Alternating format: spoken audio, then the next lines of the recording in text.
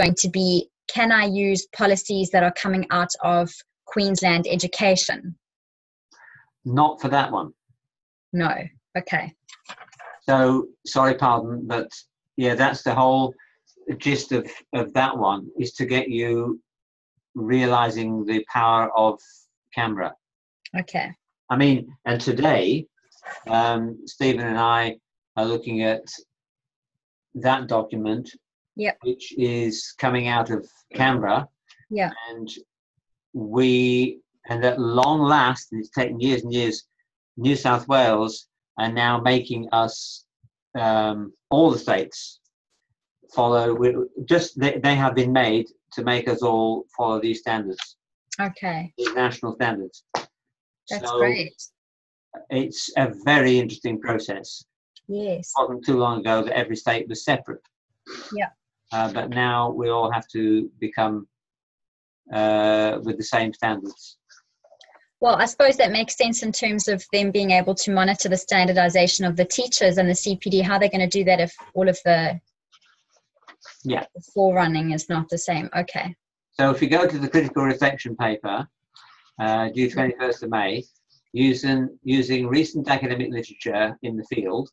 Recent is a flexible term, but really I would say try and go after 2010. Okay. 2010. Okay. Select 3 different from the ones we've done for the first thing. Major Australian education policy initiatives, in other words, not Canberra, sorry, which focus on the importance of interpreting student assessment data to evaluate student learning and modify teaching practice. Now that could well get you digging into this.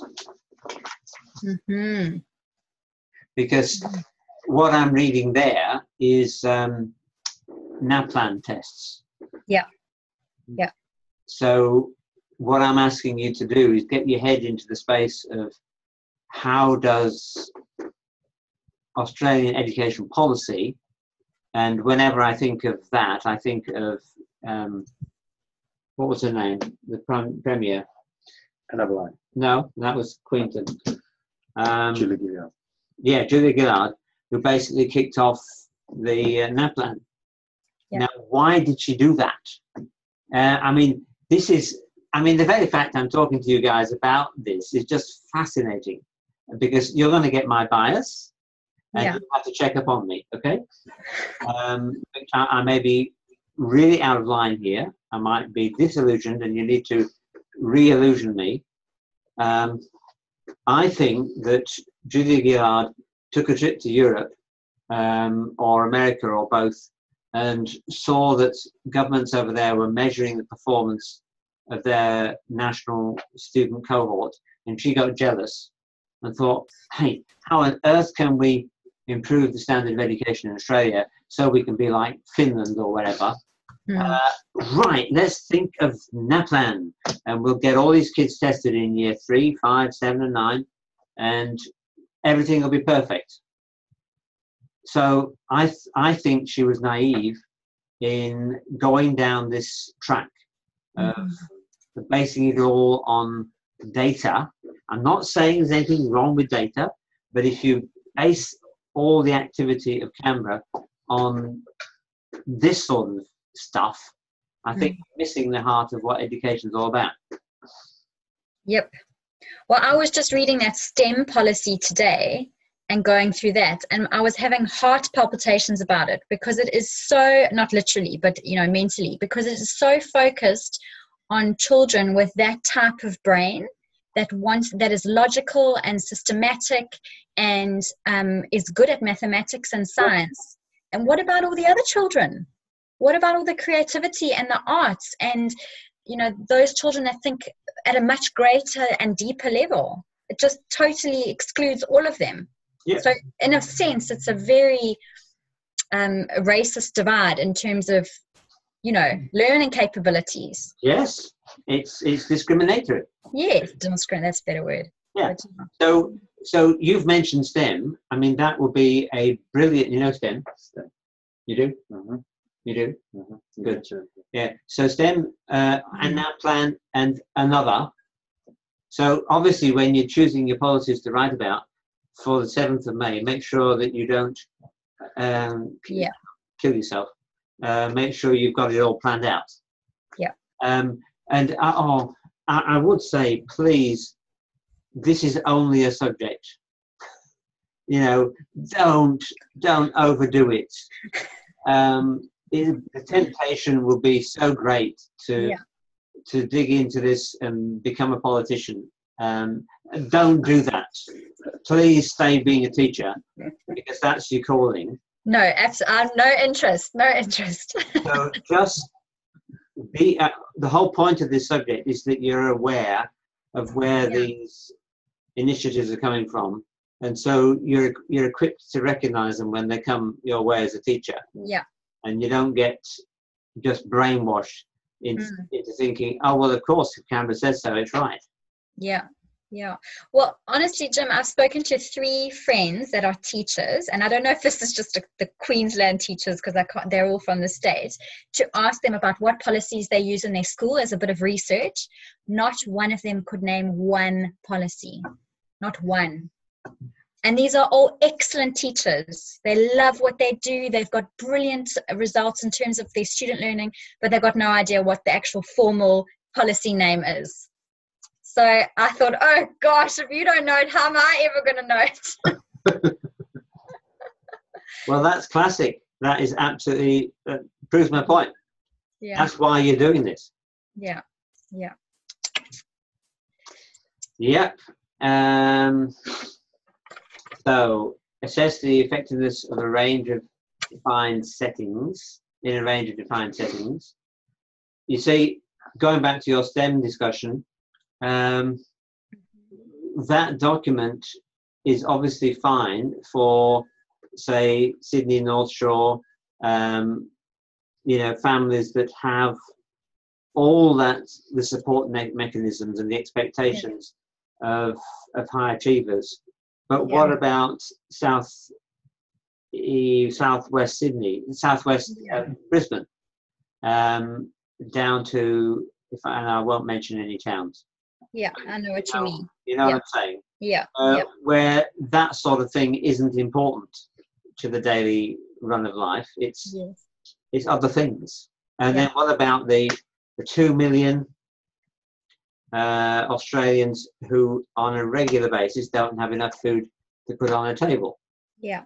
I mean, what are we talking about STEM subjects for if we've got families like that? Yeah, yeah. And when you read the policy, it is prescriptive for all students. It doesn't say students that are on this percentage of results. It's applicable to everyone. Everybody must do these subjects from year 1. And they must all be assessed anyway. Okay. On that point, I was just talking to one of my other students at 2 o'clock, and he went to a do in Sydney yesterday with the new boss of NESA, which is our New South Wales BOSTES. Yeah. And he said that BOSTES NESA are looking at reducing the number of subjects children have to study in school. Now, because they've recognised that they are overloaded. Isn't that interesting? Very. And it was the big take home we had from yesterday. So I'll be fascinated to watch how that policy comes out. Because all they've done so far is just pile it on. Yeah. They expect the kids to do it and the teachers to prepare for it. That's very well. That forum in 545 that we had to do for Forum 3, Jay Hattie, was it? Yeah. He spoke about how the Chinese government are reforming the schooling to now reduce the number of subjects and take the children, the workload off the children to give them more space to reflect and have time to play. That's what they said. That's what he quoted the Chinese government. Anyway, it was really interesting because it's the first time I had thought about that about China. I thought, you know, they were probably the forerunners in STEM, but perhaps not. Well, I mean, what we're talking about is policy. Yeah. And where it comes from. And it comes from national governments and who go on tours and pick up stuff. propose a selection of improvements to modify. Yes. So it's don't get complicated, but it's just enjoy the challenge and becoming aware of the fields that you're in. David, Mary and I have hugged the conversation. Sorry. No, good.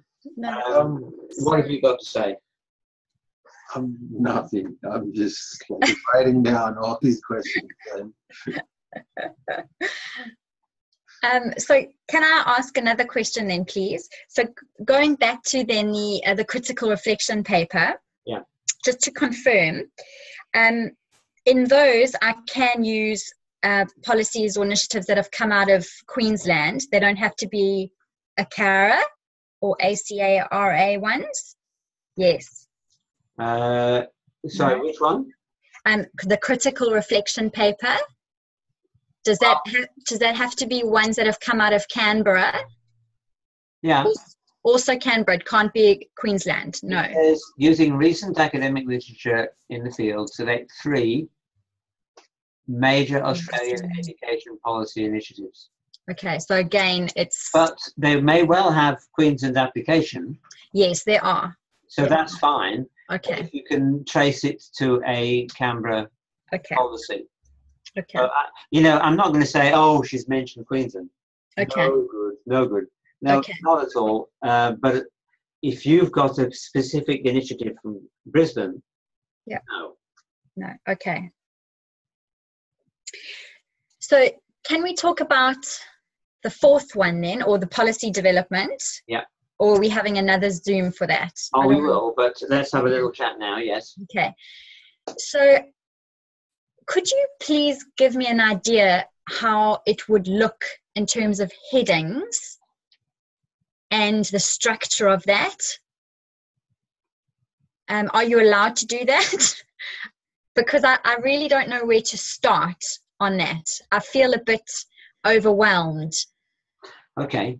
Well, this is very interesting, Mary, because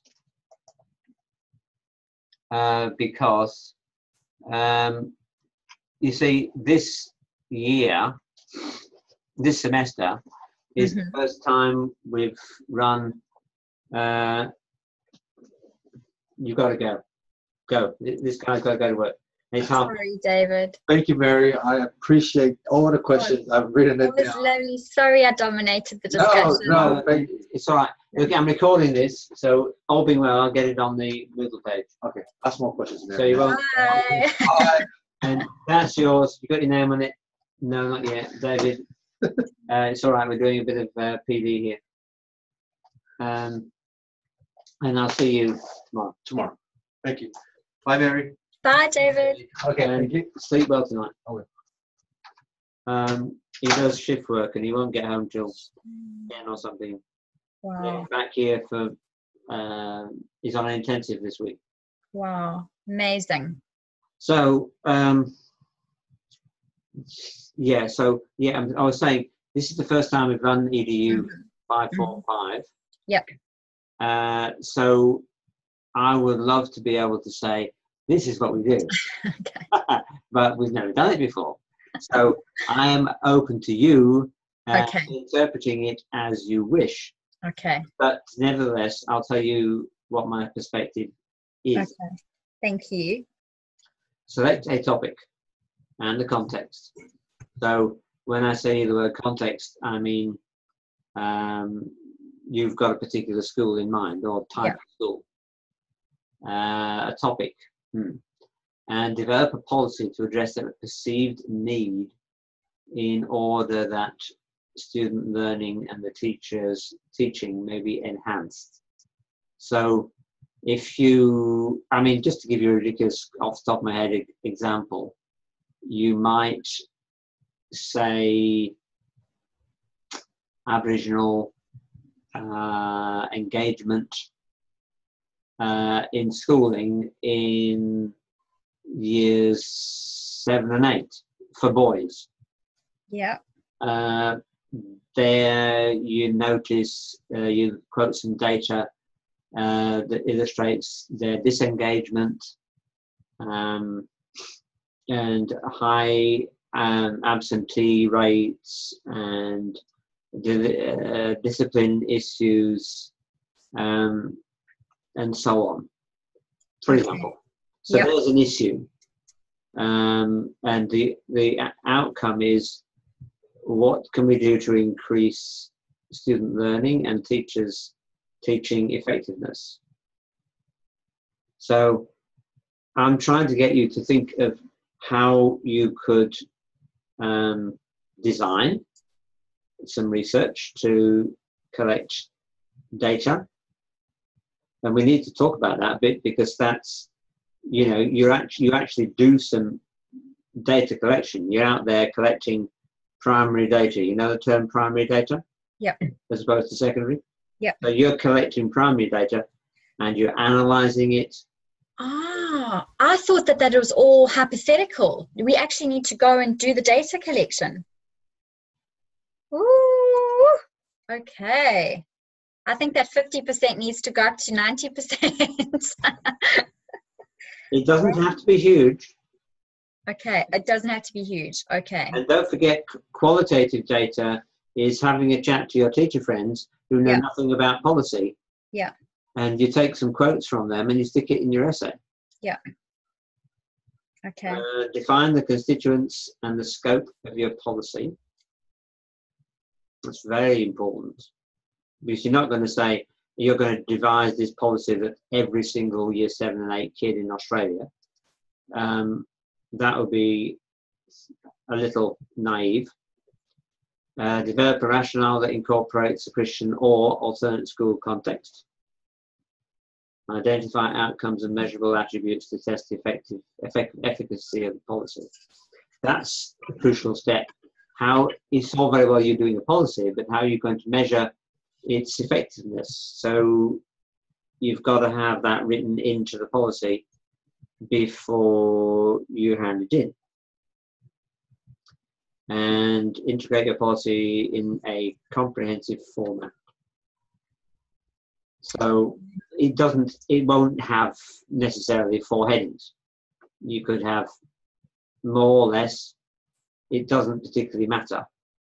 What I would do, off the top of my head, I would say, let me have a look at some policies, education policies. What do their formats look like? Yeah. Yeah. That's so done. I would argue you've got your policy you've drafted, which, you know, supposing it's brilliant, we will seek to publish it. And you never know, you might change education for the future. And then alongside that, you've got a little section on data collection, analysis, how you've arrived. Yeah. And that includes number 2, defining the constituents, and the rationale. And then have a little commentary on the process. Okay. So the biggest thing is the policy itself, but the backup is on what is it based. You can't just pull it out of the air, not based on anything. It's got to be based on research. Okay. I mean, and design and conduct, quantitative and qualitative. Then analyze it.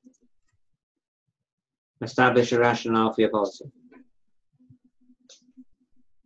Yep. Okay. No, that makes a lot more sense when you say it like that. And then obviously there's all the documents under on the Moodle page under research methods for educational policy development. So that you've put in there intentionally for us to support us in assignment. Well, for example, if I go to, where is it? Where's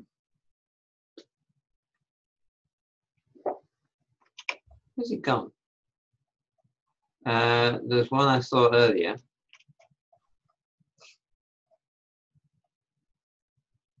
Yeah. Up the top bit, under general reference material, Australian Policy Online.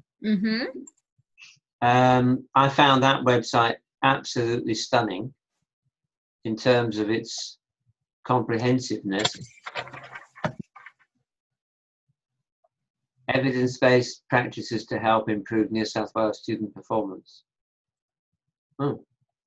So there's a classic example of a policy document.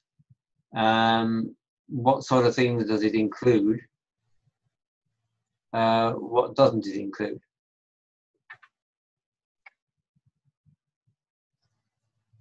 That was just, one we found at random. And now what is going on with my... Yeah, okay. Oh, I don't like it. I haven't got a back button. Why haven't they got a back button now? Yeah, they don't. It's just, you got to close it. Oh, so annoying. Isn't it? Very. Rethinking multiculturalism. Reassessing multicultural education report 3. Multiculturalism. Protecting and supporting children and young people.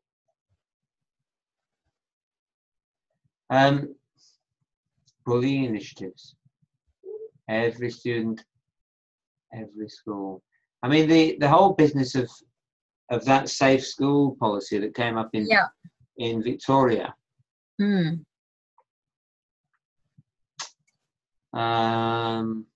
just thinking aloud. How did that happen? And it went through. It had to go through Canberra. Remember? Were you around then? I wasn't involved when it went through. No, I mean I wasn't interested at all at that stage. But I went back and read the policy now while I've been researching, and it's mind-blowing. I don't know how it was signed off. I don't know how it's been effective in schools. I think it's probably done more damage than it has any good. And it's certainly fluffed up a few feathers. And most people, they won't adopt that. The schools, teachers won't want to adopt that individually. I've seen many stories of parents pulling their kids out of state schools, homeschooling them or whatever, on the basis that they have a moral objection to that stuff coming their children's way. It's a scary side of this whole topic, that the far left or right, whichever way you like to look at it, is setting the agenda. So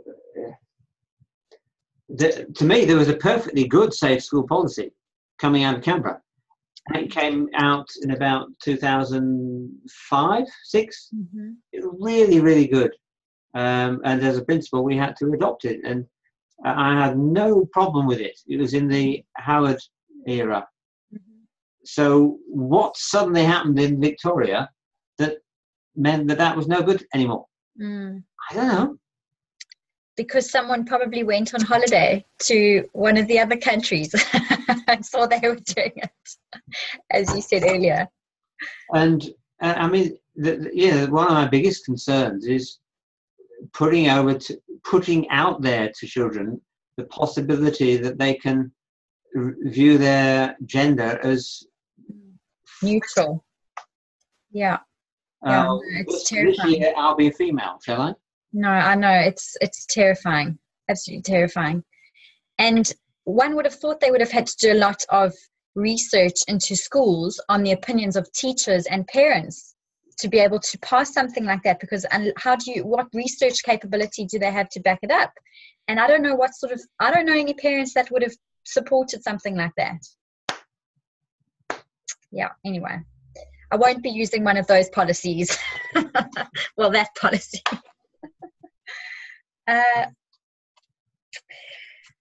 Go for it. Okay, I'm just trying to look to see if there was anything else that you haven't answered through chatting. If we want to put in anything like tables or graphs or models that we see in another document, are we allowed to do that? And if so, does it count towards your word count or affect anything like that? I just need to be aware. Oh, don't worry about that. The word count is flexible. Okay. I hope that when you do a word count on Word, it would ignore tables. Okay. It certainly should ignore bibliography and appendices. Yeah. Okay. So if you're in any doubt, just flick it to the appendix. Okay. Okay.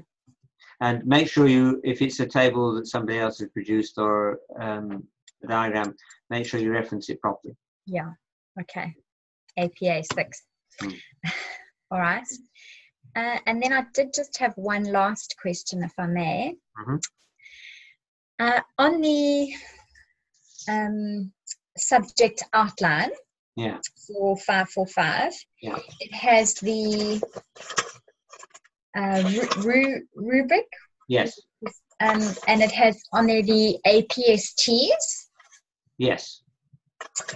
And there's one for the fourth assessment, so the one that's the policy, to write the policy. And it says that we need to, and I quote, understand the relative legislative, administrative, and organizational policies and processes required for teachers according to school age. So I just wanted to check, that's specifically related to the policy that we're writing about. We don't have to look into legislative, administrative, and organizational policies for all aspects relating to the school stage that we're talking about for our policy. It's just specific to our policy. Does that make sense? I don't know if I'm articulating. Yeah, you're doing well. Assessment 4, which one? I'm trying to find this. I'm on the rubrics. Are you? Okay. Let me just open up the APST document, and then I'll be able to tell you which APST it is. While you're doing that, I'm looking at the rubric, and it's got the APSTs on the right-hand side. Yes. The thing is that they are the APST that most closely, so the language of the APST is written in Canberra for everybody. Yeah. And it's a cumbersome long sentence usually. And the point is that this rubric is seeking to align with those APSTs. So which one did you quote? It's 7.2. 7.2.1. Okay.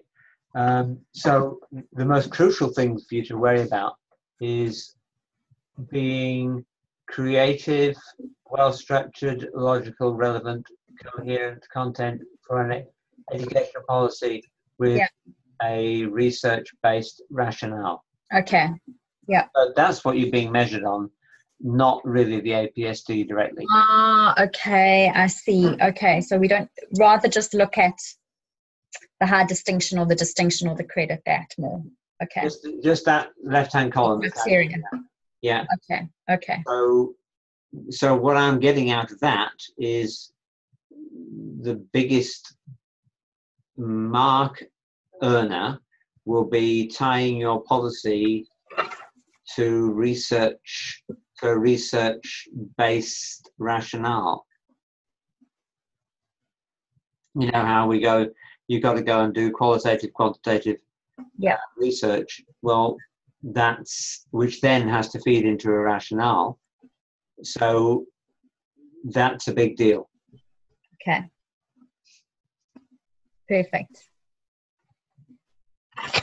Okay, Jim, that's all I had.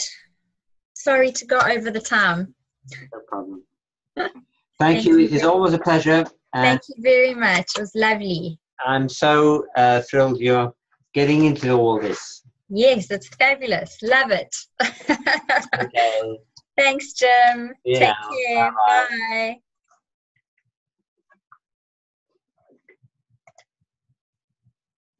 I don't know how to leave it.